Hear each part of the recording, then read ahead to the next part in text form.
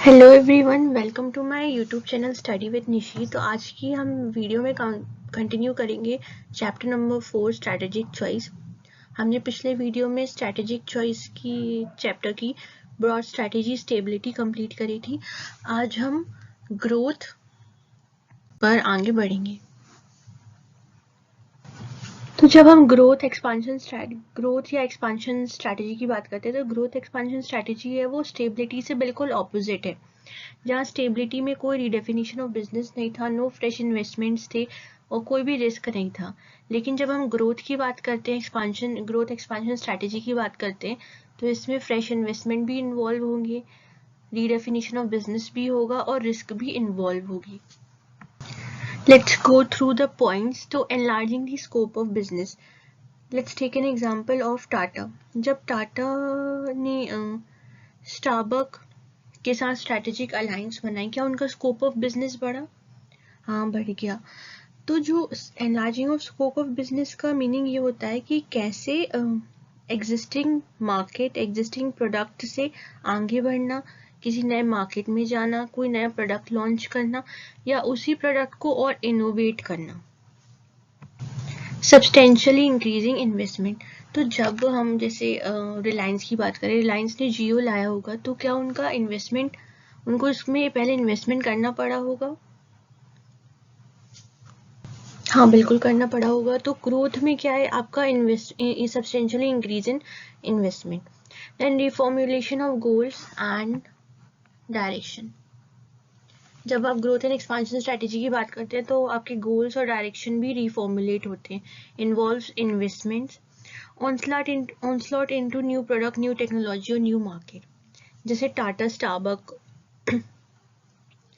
और स्टारबक का strategic alliance हुआ। स्टारबक न्यू मार्केट में आया, टाटा एक नए प्रोडक्ट से जुड़ा। It involved innovative decisions.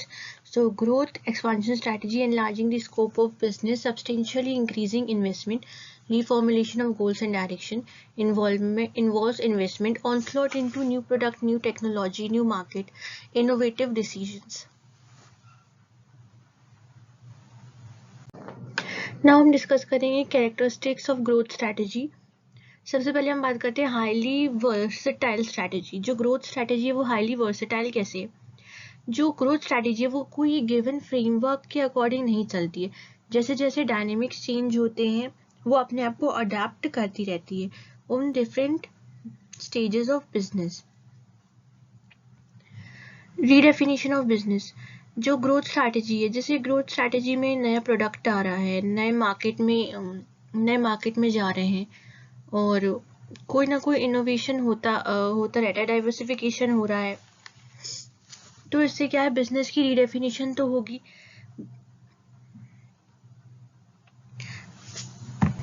Now जो हमारा ग्रोथ स्ट्रैटेजी है वो ऑपोजिट ऑफ स्टेबिलिटी के बिल्कुल ऑपोजिट है। जहाँ हम स्टेबिलिटी की बात करते हैं वहाँ पे रिस्क इन्वॉल्व नहीं रहती, इधर पे रिस्क इन्वॉल्व रहेगी। वहाँ पे कोई फ्रेश इन्वेस्टमेंट नहीं रहता, यहाँ पे फ्रेश इन्वेस्टमेंट रहेगा। वहाँ पे ऑपरेशनल एफिशिएंसी, फंक्शनल एफिशिएंसी को ज़्यादा मैटर करा जाता है, यहाँ पे वो धीरे धीरे चेंज होती रहेगी।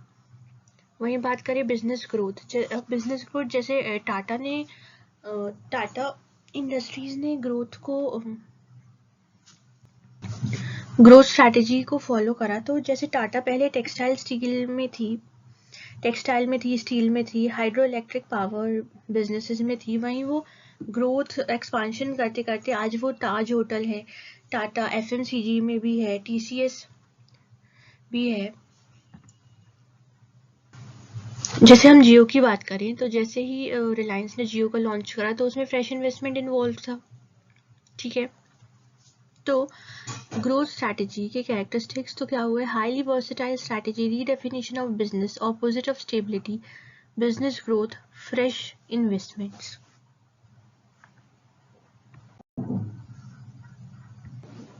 Now major reasons for growth strategy.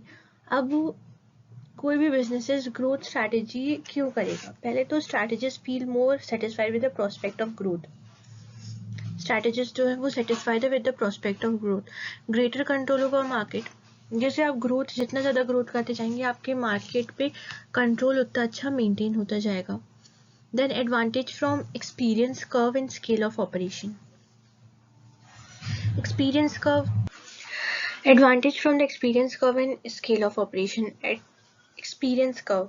Experience curve का मीनिंग क्या है कि जैसे जैसे प्रोडक्शन बढ़ता है वैसे कॉस्ट कम होती है, तो ग्रोथ करने से हमें ये एडवांटेज मिल जाता है. फॉर बिजनेसेस को ये एडवांटेज मिल जाता है. स्केल ऑफ ऑपरेशन की बात करें तो स्केल ऑफ ऑपरेशन का मतलब है कि कैसे ज़्यादा से ज़्यादा आउटपुट निकालना कम रिसोर्सेज में. तो ग्रोथ स्ट्रैटेजी करते करते, इम्प्रूवमेंट करते करते जो बिजनेस इंडस्ट्रीज को एडवांटेज मिलने लगते हैं experience curve and scale of operation से.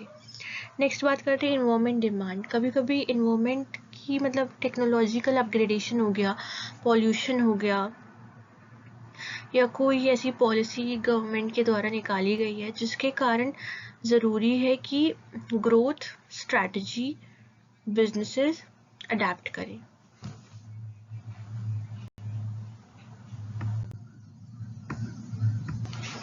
Now types of growth strategy. तो ग्रोथ स्ट्रैटेजी को बेसिकली 2 टाइप्स में डिवाइड करा है, internal growth strategy and external growth strategy.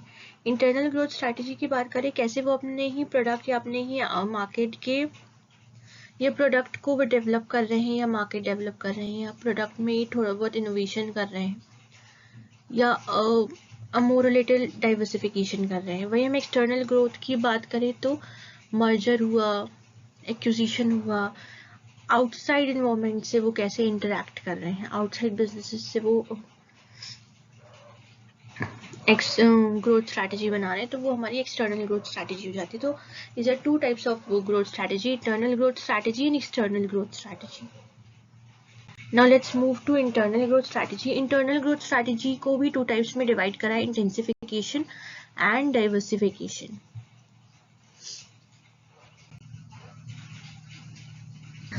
अब आप देखिए इंटेंसिफिकेशन की डेफिनेशन बुक में कितनी ब्यूटीफुल दी गई है कि expansion or growth through intensification means that the organization tries to grow internally by intensifying its operation either by market penetration or market development or by product development. It tries to cash on its internal capabilities and internal resource.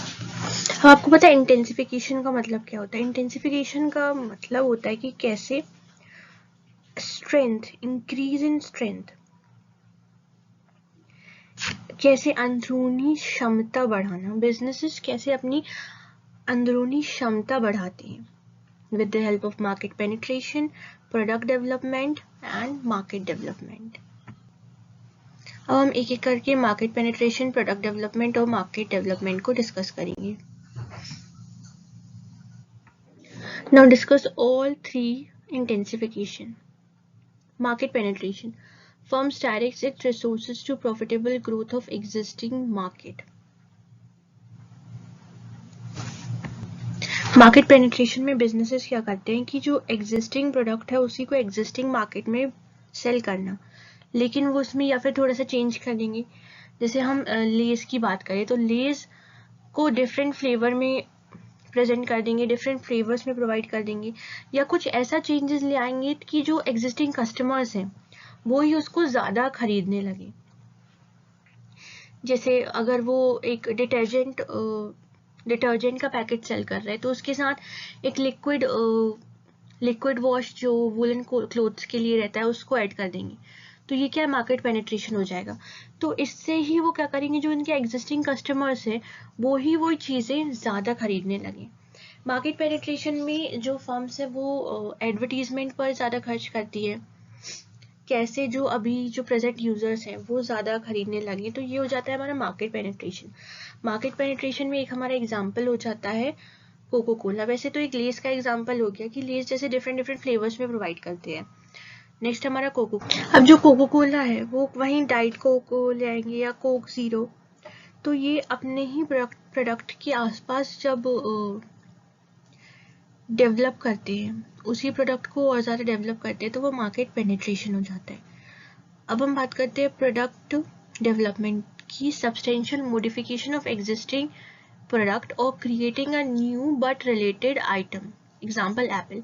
अब Apple की आप देखना हर साल कोई ना कोई नया Apple का फ़ोन आ जाता है, आईफोन आ जाता है, चाहे आईफोन 13 हो, फिर 14 हो, फिर 15, 16, तो वो अपने ही प्रोडक्ट में कुछ ना कुछ इनोवेशन करके उसे हर साल नया बता के उसमें कुछ नया फीचर्स लाके उसे सेल करते हैं।